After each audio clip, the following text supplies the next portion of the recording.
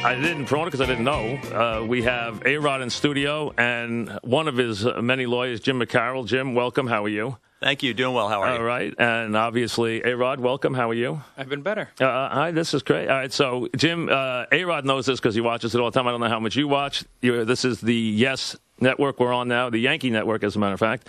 And obviously on WFAN. First of all, and Jim, you can chime in where you have to. A-Rod, tell me what happened today. Well, we got a ruling that the commissioner does not have to come in from Milwaukee. And it was very disappointing. Obviously, I've been there for 10 or 12 days, whatever's been there for every pitch. I have my girls back home in Miami, and, it's been difficult. But, respecting the process, having been offered to come in a million shows, haven't done anything. It's just been really just taking it one day at a time and respecting the process. And today I lost my mind. I banged the table and kicked a briefcase and slammed out of the room and just felt like this system, I knew it was restricted and I knew it wasn't fair. But what we saw today is just, it was disgusting. And the fact that the man from Milwaukee that put this suspension on me with not one bit of evidence, something I didn't do, and he doesn't have the courage to come look at me in the eye and tell me this is why I did 211, I shouldn't serve one inning. And this guy should come to our city. I know he doesn't like New York. I love this city. I love being a Yankee. My daughters grew up in New York. And for this guy, the embarrassment that he's put me and my family through, and he doesn't have the courage to come see me and tell me, this is why I'm going to destroy your career. And I have to explain this to my daughters every day. So you thought now, Jim, you can chime on this too. You prepared, A-Rod. I mean, you have your list. Were you given any prior notice that the commissioner was not coming? No, none whatsoever. So you thought the commissioner would be there today? No, we did not think he'd be here today. Oh, you didn't? No. Okay. We had... So he wasn't going to testify today. Let's clear that up. We had set him to testify tomorrow. Okay. MLB opposed vigorously. Right. They made arguments why the decision maker, why the person who crystal clear made the decision to suspend Alex and the amount of suspension that Alex would be hit with didn't have to come. We vigorously opposed, obviously. The union joined in vigorously. And said he should. And that's when he made. So you blew up when the arbitrator, Horowitz, made the ruling the commissioner is not coming. That's when you exploded. So you got the definitive word that he was not coming to this process, right? I exploded much worse than Paul O'Neill on any of his explosions with the coolers. I was very upset. I probably overreacted, but that's just, it came from the heart. And this has been a very difficult process. And I felt that the reason why I didn't go to Letterman or Leno or I didn't come on your show or the hundreds of invitations is out of the respect to the game, to Michael Weiner and to Manfred and ultimately to the commissioner because this is the game that I love. I've spent 20 years in the big leagues. I've worked my tail off. And at the end of the day, I always said to you and other media members, I will tell my story. I will have a platform and a forum. And I thought, rightfully so, this should end with Selig on Thursday and me on Friday under oath. Put your money where your mouth is. So you were going to still testify. Or we can go to Milwaukee and we can do it there. If he doesn't want to you were going to still testify. You had never backed off time. I was going on Friday 9:30 in the morning. And you were told today that now the commissioner, here's the ruling, commissioner is not coming. Mike, if I may, Alex did not overreact in the slightest. There is no legal forum in the United States where a man does not get to face his accusers. Well, this is not a legal forum, though. This is right. We know that there's no rules here, right? Look, you make a fine point, but Alex has made every effort, and we, of course, have made every effort to respect the process, to respect the joint drug agreement, the basic agreement. That didn't happen today. That's not happening through this process. All right. So, Alex, you got up, said something to Manfred, and left. Okay. We read your statement. Okay, a couple of times already. So you made your statement very clear. Where are we now? Are you done with the arbitration process? For me, I'm done. I mean, I don't have a chance. I think you let the arbiter decide whatever he decides. I'm sure Selig and whoever will be the beneficiaries of that decision will be. My position doesn't change. I didn't do it. And after this is done, we're going to go back to Reed Smith. I'm sure we're going to have a lot of people waiting for us there, and we'll huddle up tonight. And I'll probably go see my daughters tomorrow. And I will ask you. I lost I missed my daughter's birthday first time. She's 9 on Monday, and I was here, and I wasn't there for Natasha. We're talking with A-Rod. Bring it in, Mons, but they need something to drink, so bring it in. We're talking with A-Rod and one of his lawyers, Jim McConnell. A-Rod today left the process angry that we learned from the arbitrator, Horowitz, that the commissioner would not be a part of this proceeding. You have said in the past a lot of times, everywhere, that you would, when it was over, and you're saying now it's over. Witnesses says, did you do anything that they accuse you of doing? Nothing. Nothing. So you're guilty in your mind of nothing. I feel like I should be there opening day. Okay. And that's what I'm working hard for. And let's get that on the record. You say you did not do these PEDs that they're accusing you of doing. You're correct, Mike. Okay. Now, where are we now, Jim? Where is this? Is this finalized now? Is this over, this arbitration hearing? Are we done with it? Or what? Let me ask you this from a legal standpoint, then I'll get back to A-Rod. What will baseball do now? Is this hearing over? Is now the appeal closed? I mean, where are we legally? Major League Baseball has not met its burden of proof. Major League Baseball has put forth no evidence to hold Alex liable, to hold him to the suspension. None. We have put on evidence. We have more evidence to put on. We are evaluating our options. Well, what does that mean? A-Rod said he's not going back. Alex is not going back. Bud Selig is not coming to testify. Alex is not going back. So if Selig does not testify, you're not going back. But what if they changed and they changed their mind? If Selig went back, would you go back? We're going to go back tonight and huddle up and make that decision. I mean, okay, so that could be on the table. If Selig changed his mind, would that change things? If Bud Selig suddenly has the courage of his convictions to come in, take an oath, and explain his actions, Alex was slated to testify on Friday. Okay. Hey, Mike, let me just say this. Right. When Rob Manfred, our COO, who's a very bright guy, and I have respect for, he says to me in the courtroom, this wasn't my decision. This was Bud Selig's decision. I said, great. We're going to get him on Thursday, and I'll speak on Friday. This is the way it should end. And then today we hear he's not coming. I know you don't like New York, but you got to come face me. This is my whole life, my legacy. I'm part of history. So if you're going to try to destroy all of that, I'm saying no. You tell me why I should serve one inning.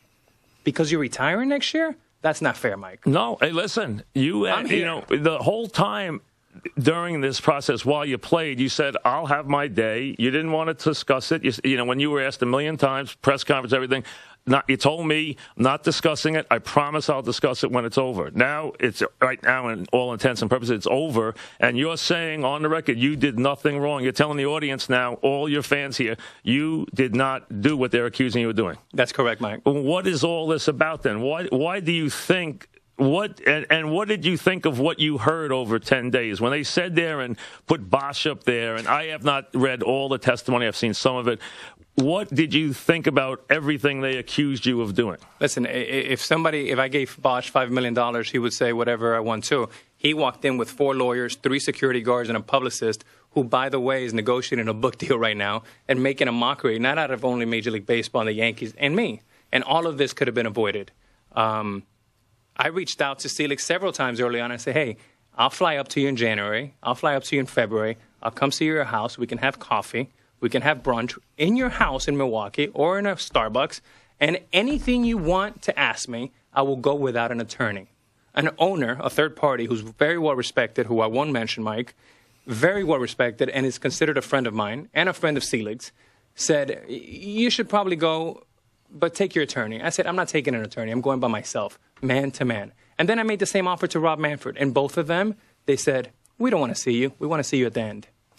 A-Rod, they accused you. They said they had mountains of evidence. They said they could prove you did worse than this. They talked about if you testified or met the early part of the hearing where you had to go talk to them first, they might add games they leaked, okay? They say, airtight evidence.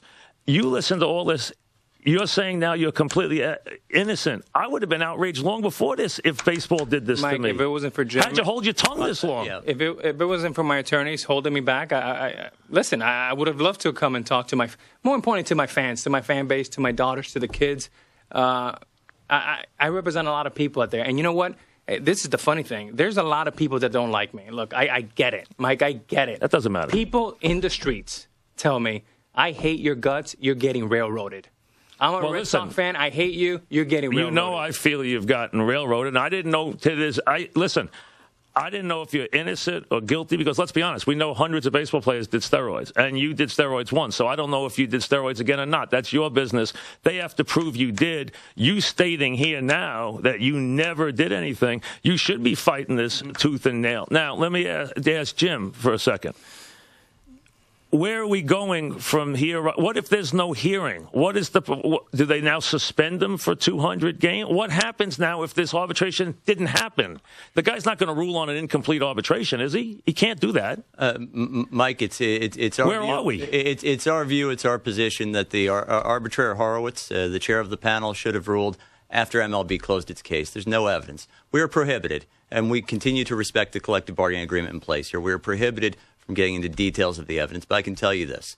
MLB's case comes down to Tony Bosch, incredibly motivated to say whatever will get him out of this jam. Tony Bosch did what he did.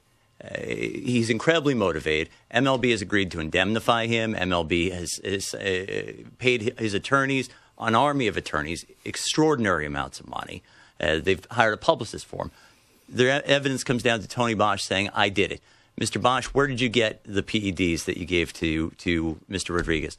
I don't know. I don't remember. I've got nothing to say about that. I can't get into the details of the evidence. However, that's their evidence. That's what it comes down to. Baseball, and we're talking with Alex Rodriguez and one of his attorneys, Jim McConnell.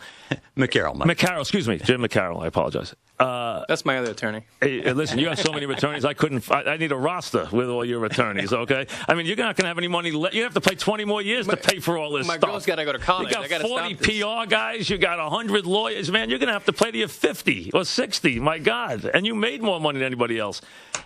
They accuse you of so many things. They said you leaked guys' names to Yahoo Sports, right? Yeah. Let me just take them one at a time. Yahoo Sports, did you leak anybody's names? That's laughable. Absolutely not. That's disgusting. Number two, PEDs. They said you did mountains of PEDs. Did you do any? No. Did you obstruct a witness?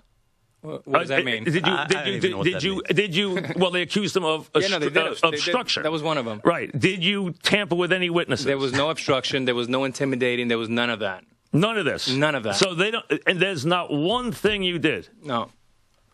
Hey, I'd be fighting too if that's the case. Now, what is this all about then? What the heck is going on Mike, here? what is that all You're about? one of the biggest stars. Why would they do this? They're just saying that they say when it's not about the money, Mike, it's always about the money. It's about the money. That's what it's about. Well, you had Randy. What about the rest of this? Where are you now with the Yankees? Let me ask about the Yankees now. There's been stuff here with the Yankees, with Ahmad, with Levine. Where are you now with the Yankees? How do you feel about the Yankees? How do you feel about their doctors? How do you feel about Randy Levine? I'm taking one fight at a time. So this is just baseball right now. It's baseball. Can you go back and play for the Yankees in your heart? I play for the city of New York. I love the fans. I love the city. My girls grew up here. This will be part of my life for the next 50 years. This is the city. And I've never gotten more love, Mike, walking around the city. Is the weirdest thing in my life. I thought this is where people would be banging me over the head the most. I've never been, welcomed and felt so. I don't want to put words in your mouth. Are you angry at the Yankees?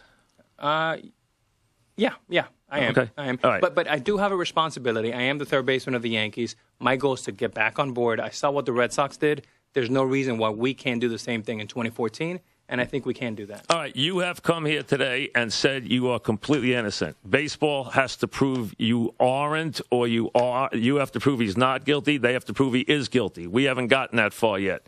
If baseball turns around now, if Bud Selig doesn't testify, are you going back to the arbitration hearing? Mike, we can talk tomorrow. I'm going to Reed Smith after But right, this, I'm saying if he doesn't, you're not. You said before you wouldn't go back if he doesn't testify. If he doesn't testify, are you done? I don't think I'm going back. Okay. What's the point? So then the question I have next is then what happens if there's no arbitration and the arbitrator says, I have to say that we didn't have an appeal hearing. Where are we if that was the case? The appeal hearing has occurred. There have been. You think it was sufficient? There have been 12 days of evidence. There has been an extraordinary amount of evidence put in that Alex did nothing wrong. MLB tried to put on a case. The arbitrator could rule based on the record as it exists. We have more evidence to put in. Right. We are evaluating our options. That's all I can tell you right now. Okay, so we're not going to discuss today what your avenues are, but there are obviously legal avenues open to you, right? Certainly. Okay. So we don't know. We're not ready to make that statement now. We're evaluating our options. All right, A-Rod, you were angry today. You had a chance to cool off. Are you still angry? How do you feel right now this afternoon after what happened this morning? You regret doing it, or do you think you did the right thing? I have no regrets. You did the right thing. And I'll do it again. And the bottom line is, Mike, I've worked for 20 years. I've dedicated, more than half of my life to baseball. Whether you like me or not, what's wrong is wrong, and the system is wrong. And whether you're in federal court or state court or in kangaroo court that we are today, players need protection. And under this system, think about this. If I appeal, the union has already told me that if I go on Friday and they think I lied, they can give me, say, another 100 games. So now you're to 311. Right. So now I would appeal that. In the appeal process, I would say I didn't do it. So now you're up to 411. And this can go on for the next 7 or 8 years. How can a player, the next 18-year-old kid, be sufficient under that type of system? Well, you guys, how did you guys ever allow this hearing before the hearing ever to be put in? You guys had a vote on this thing. Yeah, it should obviously be changed, and I think it will. That didn't make any sense to me. I'm not a lawyer. He is. That didn't make any sense to me in the beginning. Wait a second. You have to go You have to go testify before you testify. I don't understand that process to begin with. Mike, I want to be clear on one point of the process, one point of absolute absurdity that must be corrected, must be undone. MLB acts as the police agency. They build a case. They prosecute the case. Then they select one of the judges. Right. And that judge testifies freely at will, provides evidence, and will participate in making the decision. Then, if the player has the temerity to testify, to proclaim his innocence, and MLB, the accuser, believes that player is lying, MLB can further discipline him. What the union told Alex was that he can be subject, he very well may be subject, to further discipline by MLB if he testifies. If he testifies in MLB, his accuser believes he's lying. So it's a scare tactic to make you not testify, Absolutely. Obviously. Now, play this. That's what it is. Play this through, Mike. He testifies. We think you're lying. Your accuser, MLB, think you're lying. Now I'm hitting you with another 50 games. Oh, you can appeal that. Go through an appeal. To defend yourself, you'll have to testify. Say, I wasn't lying. You're lying again. Another 50 games, another 100 games. Make it another 500 games. You guys had to prove this, though. Yeah. It's on you guys. It's on Fear and Order. You guys had to approve this thing. Well, hopefully for 2016, when our agreement's done, that'll be changed. Listen, they made you guys. I'm having a hard enough time playing baseball. Play Association made you guys a lot of money. They were pretty smart guys for the most part. Okay, you've played baseball pretty well. Forget the last year. You've had a pretty good career. Okay, I would have signed for it. I'll tell you right now. Okay, so I'm not worried about your career. But the point is, listen, they made you guys very wealthy. They did a lot of smart things. This was a pretty dumb thing they did in this process. I agree. You can't be judge, jury, and prosecutor. It doesn't make it. It's not a fair system. We know that. The thing that here's two things, A-Rod, that I think. Let me give you the guy listening at home he can't get around. He can't get around why baseball would do this to you if they didn't have these mountains of evidence. That's number one. Number two, all the other guys took their medicine and didn't fight the system. And you're the only one who could. Is it that you were the only one powerful enough to fight the system or rich enough to fight the system? I'll give you the elevator ride answer, and then I'll let Jim take over on this. Think about what I've been through. If you're any other player, the 13 players, and I don't know anything about their cases, I just know about my case. Right. With what I've been through, do you think anybody's going to fight Major League Baseball? I don't think anybody has the money to do it, first of all. You've spent a fortune doing this. You got high-priced lawyers and agents and PR. I mean, my God. I mean, but the bill. Mike, I mean, look, it works. These guys are very powerful. They have unlimited resources. And today we found they have no recourse. Think about that combination. Unlimited resources, no recourse. Jim, the guy sitting at home says 10 guys didn't fight it. They took their medicine. How can A-Rod, the same guy, same system, same witness, same everything, be guilty? Answer. How can he be not guilty? Well, how can he not be not guilty when 10 guys not one guy took to fight it? Not one of them fought 50. That's right. Not one of them fought 50 games. I don't know what their reasons were. I'm sure they all had their own reasons. They had their agents. They had their lawyers. They all spoke about it. Look, I'm not disputing. I'm not here to argue that Tony Bosch didn't sell PEDs, that he didn't deal PEDs to people. Tony Bosch, as I understand it, had hundreds of weight loss and nutritional clients. I'm not here to argue they didn't sell PEDs to somebody. They took 50 games. Alex was hit with an unprecedented, baseless 211 games. Where does that come from? Where'd that come from? Obstruction? I don't. Yeah. Well, they said he was. They said. Okay. They said. Here's what they said. I mean, I'll go through them. They said he put the investigation by buying evidence. Didn't happen. Non-existent. That he threatened witnesses. Didn't happen. I said, A-Rod threatening somebody? First of all, today I think it's the first violent act of your career, of your life. I mean, I didn't even know you had that much fight in you. And you almost broke your hand, is what you're telling me? I never saw you get mad. You even smiled when Dempster hit you. You didn't even get me hit a home run. But, I mean, you didn't even get mad then. Get even. I mean, you did get even. But today, banging your hand, is there a video of that? There's probably not a video, right? That's great television, Mike. But I will say this. But what about you? Think about it. How much stuff they say. They called you the Whitey Bulger of baseball in some places. There are multiple issues being played out in our suit against MLB. We'll deal with those in the appropriate form. Mike, I'm sorry, Jim. The one question that I would have, just for the fans of baseball, I mean, this has been a disgusting process for everyone, and I'm more embarrassed than anyone to be in the front pages in the news. This is the game that I love more than anything, and I feel like this is what I have my PhD in, is baseball. And I love it. I watch your show. I watch the Yankees. I watch the Mets. I watch the Dodgers. I'll be 75-year-old watching 3 or 4 games a night. This is what I do. I live it. If I had one more year at $12 million, would someone throw 211 games on me? Or would someone be this severe on me? No, you had $100 million. Yeah. We know that. A-Rod, you are sitting here during this thing here now and saying, I didn't do anything. Zero. Mm-hmm. This is now, everyone's seeing this, everyone's hearing this. This is never going away. This is going to be your record forever if it's true. You realize that you're saying you didn't do anything, and they had this. They brought guys in here from the other side who fought against, and I've been, as you know, supporting your side of the story here, not on the evidence of whether you did it or not, because I had no idea. You never told me whether you did it or not. I told you, you said we're not discussing that till the case is over. We never did. I never saw evidence one way or the other, so I never knew that. I thought the other stuff was a clear witch hunt, and I say that, and you've been discredited for a mile. And it's been outrageous from the team to the Major League Baseball all the way through. That I saw with my own eyes. I didn't need anybody to tell me that. The point is, though, they've brought guys in and say he's got tons of evidence and mountains of evidence, and oh my God. All this stuff, and you say not one thing is true. That's outrageous. It's outrageous if you're lying, and it's outrageous if they're wrong and you didn't do anything. That's even more outrageous. So somebody's really badly wrong here. I agree with you. And we've been there for 12 days, Jim? 12 days. And we haven't heard one thing that is credible or that.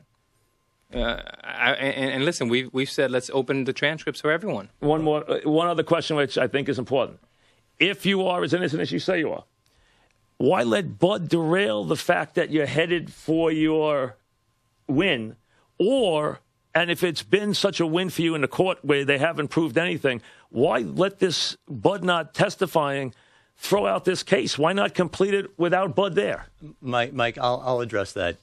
We haven't said the case isn't being completed. We haven't said that the case isn't complete, by the way. Lots of evidence put in by our side. We have more evidence. We're evaluating our options. However, Selig is not testifying. Alex has been told by his union that if he testifies, there's a meaningful likelihood that he gets hit with more discipline by his accusers because they don't believe him. Would you testify?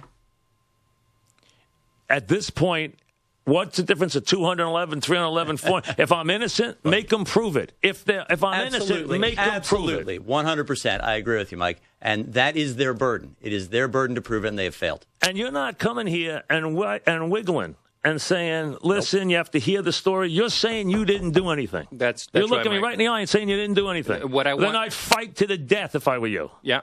Yeah. I wouldn't fight. I wouldn't give up no matter what. You've got a clear denial. Clear denial. Then why not go back and fight it anyway? Or do you think it's wrong not to have Selig face you? I'm so pissed off right now at the system. I've been here every day. I've been respectful. I can't believe that someone would have the courage to make a historical decision on my life, on my daughter's life. I'm going to have to explain this to my daughters. And the guy who Rob Manfred said is his decision and his decision only, not only goes on David Letterman and embarrasses me and talks about one player, just one player, and says they owe me $100 million, but he doesn't have the nerves to come and face me face to face. Listen, people act like the commissioner is some sovereign person. He is an employee of 32 billionaires, okay? A lot of them who aren't very scrupulous people. And he is an old used car salesman. So let's not treat him like anything more than he is. He's a businessman. He's a good businessman, but he's a businessman. That's all he is. He should be here. I totally believe he should be here. But you shouldn't throw the case out if you believe that strongly in it just for him. That's a mistake because don't let him derail your victory. Mike, I assure you, nobody is throwing the case out. Whether the case is finally decided in this form created by Major League Baseball, Bud Selig's form, or another form, nobody's throwing the case out. Nobody's throwing the defense out. Do you feel you have, in your mind, have you made the case you needed to make already, or is there very important stuff that has not been heard? There is very important stuff that has not been heard, that has been precluded by the arbitrator, that has been precluded by Chairman Horowitz. Well, since it's not in there, can you tell us what it is? I'm not able to discuss evidence. We are taking a respectful approach, as we have throughout, to the collective bargaining agreement. I can't talk about evidence. Look, if this matter is resolved appropriately, if Alex is back on the field for opening day next year, if the matter is fully resolved, the matter is fully resolved. Otherwise, the evidence will come out. All right, so where are we going from here? Where are you right now? What if, I hate to give you hypotheticals, but that's where we are right now. People want to know where this is. Right now, you are not participating at this moment anymore in this process, correct? I'm going home to see my daughters. If baseball reaches out, would you reconsider? Would you at least think about reconsidering the process or no? I'll say this, Mike. I'm so heated up right now and so pissed off that I can't think straight right now. That's why I have many lawyers. I'm going to Reed Smith. We're going to huddle up. And ultimately, I'll make the final decision. What happens right now, Jim? As Alex says, we're going to discuss our options. We're going to make determinations of what comes next. Alex, are you prepared to come back and play? If this baseball hurdle is cleared, are you prepared to come back and honor your contract with the Yankees? 100%. I'm ready for opening day. And, Mike, for the first time in my career, not in my career, in a long time, I feel like I'm going to have a full off season to work hard and prepare. And look, I mean, when you see guys like Big Papi do what he did at 37 and nearing 38, although I'm not a Red Sox fan, I'm a huge Big Papi fan, and I love to see what he did. And look, there's hope. I feel that we're going to come back and have a good year, and hopefully I'm right in the middle of that. What would you say about the time you spent? You know, a lot of people felt you could never come back and be comfortable back as part of the Yankee team.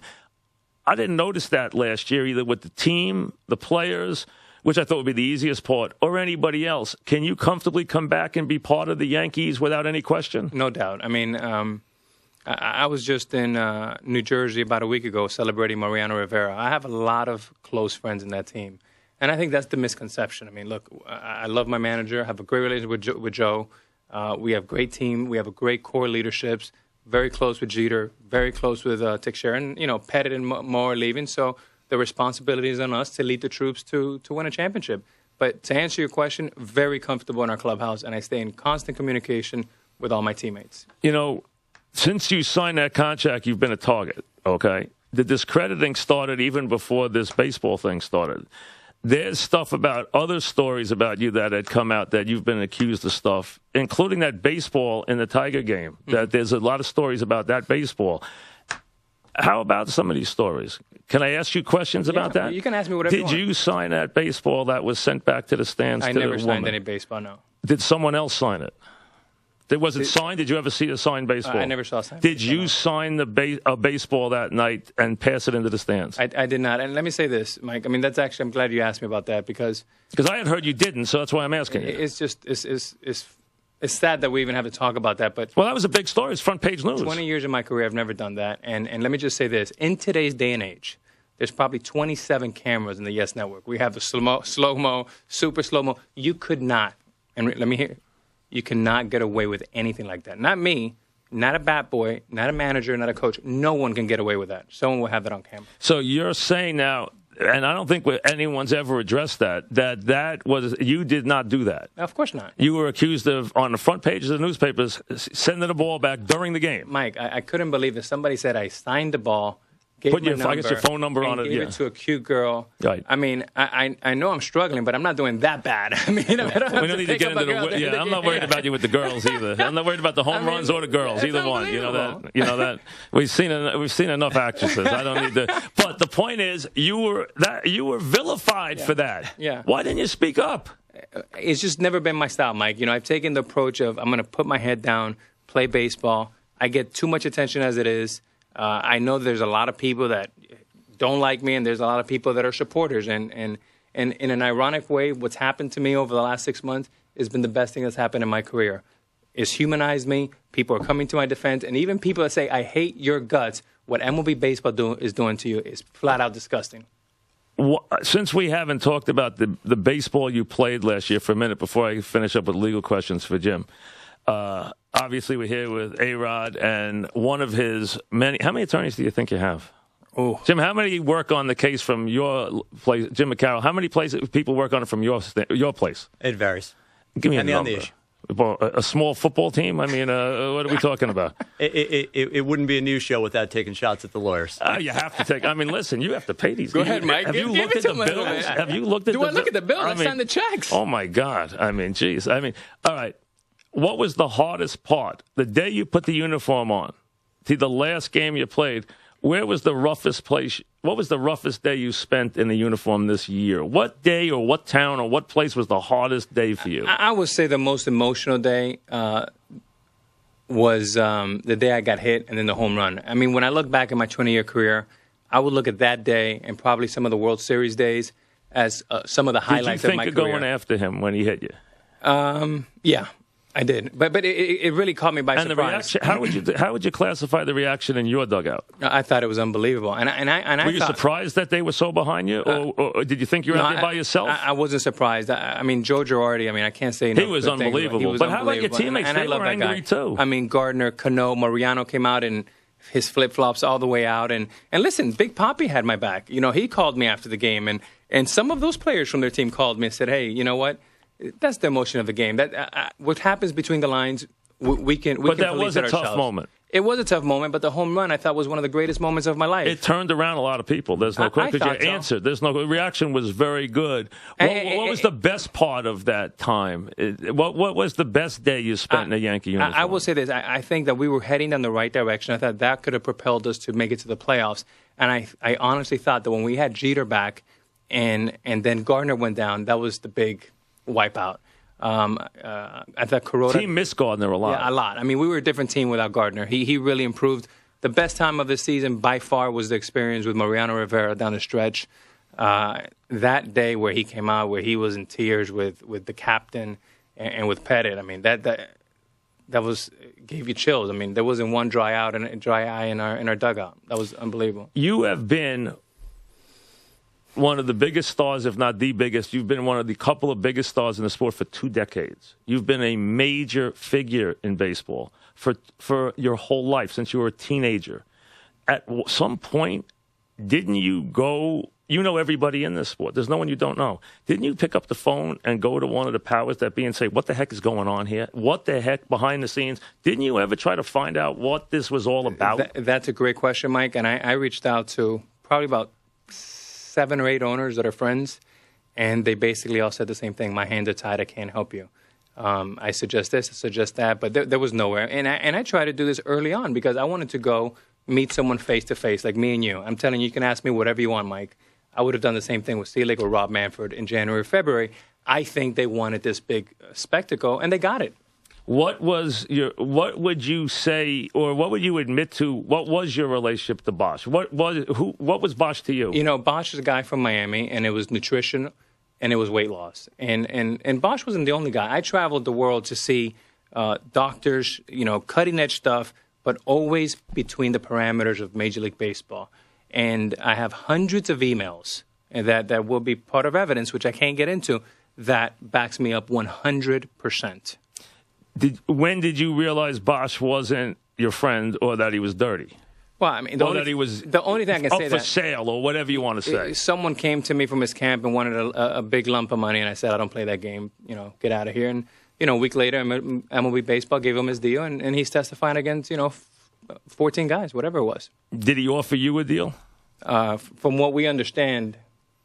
Yeah, look, we Mike, I'm afraid we just can't. Okay. You're getting into evidence in the arbitration. We just can't. Well, I figured now that we're past this now. Look, Alex continues to respect. We continue to respect the collective bargaining agreement. The process has not been handled properly, but the process is the process that the players have agreed to. We continue to do our very level best to respect that process. What would you say to Bud Selig, A-Rod, if he's listening right now, or watching it, which he can in his house? Well, so wherever he is or wherever he might be, he's probably.